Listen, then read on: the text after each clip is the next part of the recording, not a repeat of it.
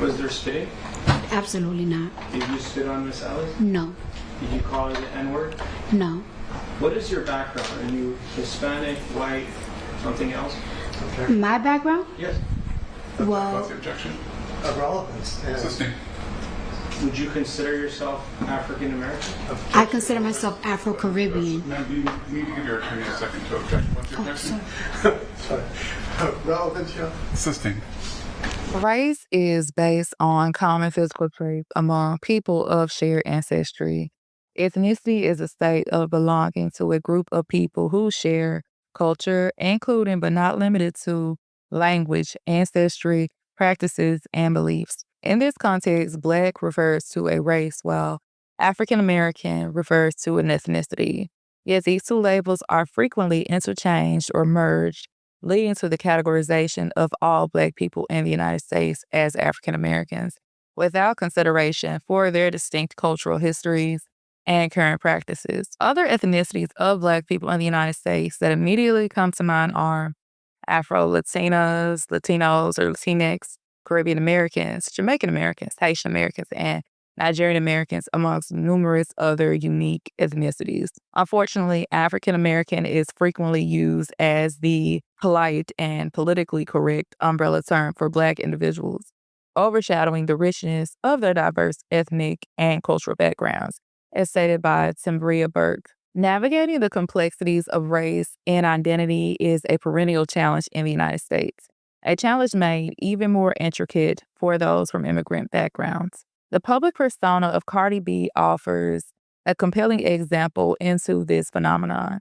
A woman of Dominican and Trinidadian descent, she presents a public identity that is, to many, a source of profound contradictions. Throughout the Americas, the idea of race has commonly been used to make social distinctions, especially regarding persons of African origin. Like African Americans in the United States, Afro-Latin Americans are descended primarily from enslaved Africans brought to the Americas, and they live in societies where whiteness is privilege and they continue to be overrepresented at the bottom of the social hierarchy. Despite these basic similarities, scholars have noted the general absence of institutional racial classification systems in Latin American countries, resulting in blurred or ambiguous boundaries around racial categories and allowing people to move in and out of them. Though she was born in the United States, her ethnic story is set against the backdrop of Hispaniola's history of colonialism and a deeply ingrained colorism, where a denial of African ancestry has long been a social norm. Yet she has publicly embraced relationships with Black men and more recently has begun to articulate her identity in terms of quote-unquote Afro-Caribbean heritage. The skepticism surrounding this evolution in her self-identification is not unfounded. Critics point to a pattern of behavior that seems to be at odds with the newfound embrace of Blackness. Her highly publicized physical altercation with a dark-skinned Black woman, where she allegedly threw a shoe at her, and the reported use of a racial slur to refer to another Black woman as a roach, are often cited as prime examples of this dissonance.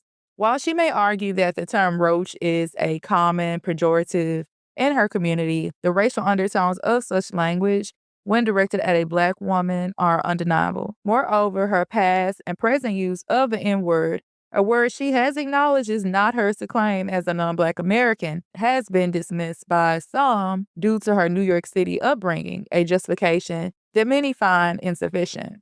This critique extends to her stance on body image. While she has been accused of promoting anti-fat messaging, she has simultaneously undergone procedures like butt injections, and for some, this ironically highlights a form of self-contradiction, as if her personal choices and actions belie her public statements. The recent and very public shift in her self-identification from a vague, not Black, or not knowing the right terminology to explicitly claiming an Afro-Caribbean identity raises questions of motive. This change appears to have gained momentum precisely when she was confronted by a woman who appears to be phenotypically more Black than she is and who called her out for using the N-word, to say the least. For many, the timing of this public awakening suggests a strategic maneuver to insulate herself from criticism and avoid being canceled. By establishing a closer adjacency to Blackness, she can, in this view, continue to engage in public feuds with Black women without facing the same level of scrutiny or accountability. So now I'm going to play some public opinion, and then I'm going to conclude. We back talking about Cardi race again. For the most part, I am going to mind my business because I don't think she's Afro-Latina, and I'm not really about to argue with you people about that. But I just find it funny how we're using her hair as an example that she's obviously Black. Look at her hair. And the example they use is her hair fresh out of braids. All of our hair looks frizzy when it's out of braids though. So anyway, even the white girls who get their hair braided, their hair looks frizzy when they take them out of braids. So, but yeah, that's not even why I made this video. I think it's really funny that y'all are using her hair as an example to say she's Black, she's Afro-Latina, Afro-Caribbean, or whatever the fuck the story is this month. It's crazy that y'all are using that as an example to justify her Blackness, but in the same breath, y'all are very anti-Black against Black women about their hair. Y'all are quick to say that our hair is nappy and unkempt and all this other bullshit, which is very much rooted in anti-Blackness. But in the same breath, y'all are using it to justify Cardi being Black. Make that shit make sense. What I'm about to say is probably going to ruffle some feathers, but I really don't give a fuck. So everybody knows that Cardi B is currently on trial for whatever fucking reason. Like, nobody really knows what that shit is about.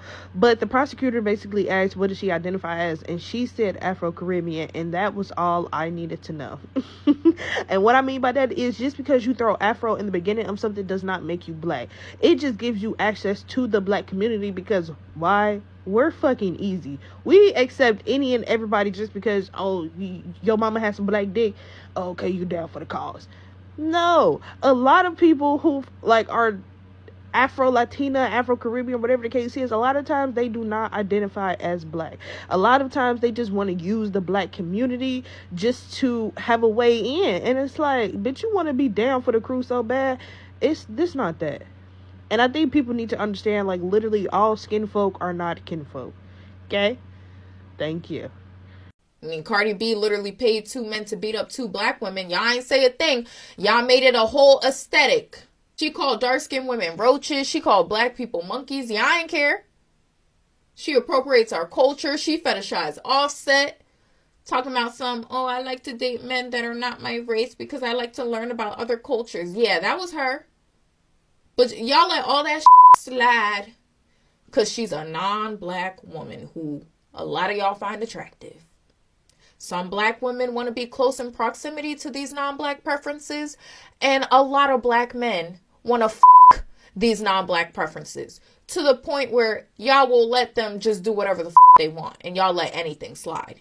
Because let me tell you something right now. If a Black woman was screaming at her fans like that, y'all would have canceled her. If Nicki Minaj was screaming at her fans like that, y'all would have labeled her everything in the book. Y'all would have called her a bitter woman. Y'all would have said she's a cokehead. Y'all would have said she's a bully. All of that shit. Cardi B, you're raising 2 Black daughters who are darker than you, so you need to hear this. Fat phobia is directly linked to anti-Blackness. Y'all don't read or listen to fat Black women, so I'll give you a shortened version. The reason the world pushes for a skinny, white, blonde beauty standard today has a lot to do with the inhumane treatment of Sarah Baartman. Sarah Baartman became famous due to her exploitation in 19th century Europe as a freak show attraction. She was paraded around London and Paris with crowds invited to look at her large buttocks. Brought to Europe seemingly on false pretenses by a British doctor, stage named the Hottentot Venus, she was exhibited for her prominent steatopygia, a condition characterized by large buttocks, which was perceived as a curiosity in Europe at the time.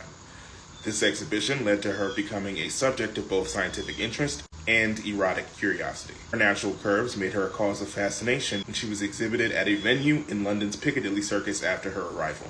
At the time, it was highly fashionable and desirable for women to have large bottoms, so lots of people envied what she had naturally without having to accentuate her figure. She wore skin-tight, flesh-colored clothing, as well as beads and feathers, and smoked a pipe. Wealthy customers would pay for private demonstrations in their homes, with their guests allowed to touch her. Her arrival in England coincided with speculation over whether Lord Grenville and his coalition of Whigs, known as the Broadbottoms because of Grenville's own large behind, would try to seize government. This was a gift for cartoonists. One creation, entitled A Pair of Broadbottoms, shows Grenville and Baartman standing back to back with another figure measuring their respective posterior sizes. The British Empire had abolished the slave trade in 1807, but not slavery itself. Even so, campaigners were appalled at Baartman's treatment in London. Her employers were prosecuted for holding Baartman against her will, but not convicted, with Baartman herself testifying in their favor. The question remains, was she coerced, or was she acting on her own free will? If she was coerced, she might have felt too intimidated to tell the truth in court. We'll never know. Sarah Baartman died on December 29, 1815, but her exhibition continued. Her brain, skeleton, and sexual organs remained on display in a Paris museum until 1974. Her remains weren't repatriated and buried until 2002. Because of the atrocities suffered during her lifetime and post-mortem, it's made Sarah Baartman a symbol of the struggle against racism, colonialism, and gender-based violence in South Africa, across the continent, and across the world. And her image as the Hottentot Venus also possesses an important legacy. In today's climate, skinny white women are the standard, while fat black women are mocked and mistreated. Yeah, it's that deep. I personally do not consider Cardi B a real black woman. She's bitter, she's evil. No. And then with the rise of skinny talk, you guys are just purposely and disgustingly hating fat people. What is happening? Oh no. Oh, Cardi, and I don't feel bad for her, karma. And then when you have children with a man, energetically, girl, pray for her children. So now she's African. Now she's African Caribbean. That's what Afro Caribbean means. So you African Caribbean now. Mind you, I'm Jamaican American. What Afro Caribbean are you? What African? Because my African comes from Nigeria. So where's your African coming from? Where was your Caribbean coming from? But fuck all that. Most importantly, where are the black people from that are making you African? Your daddy is not black and your mama is not black. My father is fully black, and when I say fully black, my dad is 90% black. My mother is half black, and I know her mother not even half black, and she not even half black, because her daddy is black. Who is black that makes you African? First it was Hispanic, Spanish, Latina, then Afro-Latina, now Afro-Caribbean? Get this bitch a DNA test, 23andMe, whatever the fuck, because, girl, you is not black. I'm scrolling on Twitter, right? Oh, X, my bad. And I see people tripping out about Cardi B calling herself Afro-Caribbean. My black people need you to listen. The old school rule is that whatever your father is, you are. So if your dad is black, then you are black, even if you have a white mom. Only time that this works around is if your father is white and your mother is black. At that point, you are black because of things I'm not going to get into in this video. That's the old school rule, though. Cardi B's father is Dominican. Her mother is Trinidadian. Cardi B is bilingual. Cardi B really is a Creole woman, ethnically. But because America doesn't really make racial provisions for heavily and deeply mixed people, she has to assign either a nation or a region to her blackness. So what I'm saying is you can't blame her for trying to assign something to her heritage. You have to blame the system that does not allow people like that to really be seen with nuance. It's so disappointing to see how Hollywood still has a chokehold on so many of y'all. Because the way you ride for Cardi after seeing her be abusive towards sis, I think her name is Samira or something, I'm not sure, but the point is she has a pattern. She has established a pattern of being disrespectful, violent, and abusive towards black women. And black women, y'all still ride for her. That's wild. Because I'm going to tell you, for me, I don't care how much of a favorite somebody is for me. The moment you tell me that you hate me, guess what? I hate you too. I hate you too. I'm good. I'm not going to make you rich. Are you kidding me? I'm over here struggling. And you're going to be a millionaire? You got me.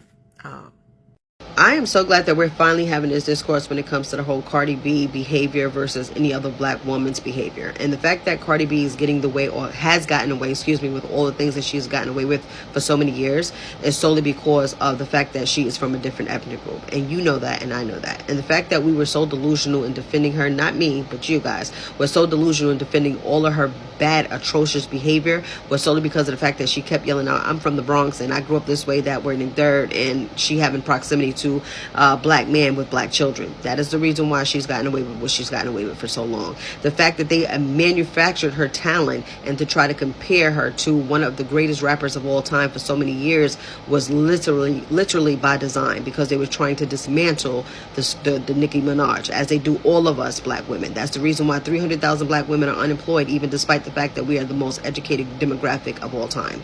And Cardi B played into that when it came to rap. Okay? Artists that are dark skinned, they don't get the views that I get. You wanna know why? Because they just don't know how to market themselves. They're just not smart enough. Cardi B benefits off of racial ambiguity. That is the marketability that she keeps mentioning. She's like, oh, maybe I'm just so good at marketing. Babe, you are racially ambiguous. That is the marketing. I also say that privilege is also who people want to defend and who people want to stand up for. Many people will want to defend Cardi B because Cardi B is not black. Cardi B is in black spaces, but she is not black. And a lot of times people love to rally behind and defend non-black people because black people are not given the same amount of defense and not given the same amount of protection. The discourse around Cardi B's identity also touches on a broader cultural conversation about what constitutes authenticity and who has the authority to define it. The mere fact of having Afro-textured hair or a few black relatives, a common reality in the Caribbean, does not automatically grant a pass to a woman who has historically distanced herself from blackness. This is especially true given the well-documented history of anti-blackness in the Dominican Republic, where even a slight claim to black ancestry is often suppressed. In this context, it is understandable that many find it rare to hear a Dominican woman with white-presenting parents acknowledge her black heritage so publicly and so assertively. This public embrace of a previously unmentioned identity is seen less as a genuine journey of self-discovery and more as a calculated effort to maintain relevance and appeal in a black-dominated music industry such as hip-hop. Let me know down below in the comments your thoughts, and thank you so much for listening to Books and Looks TV. I'll see y'all next time.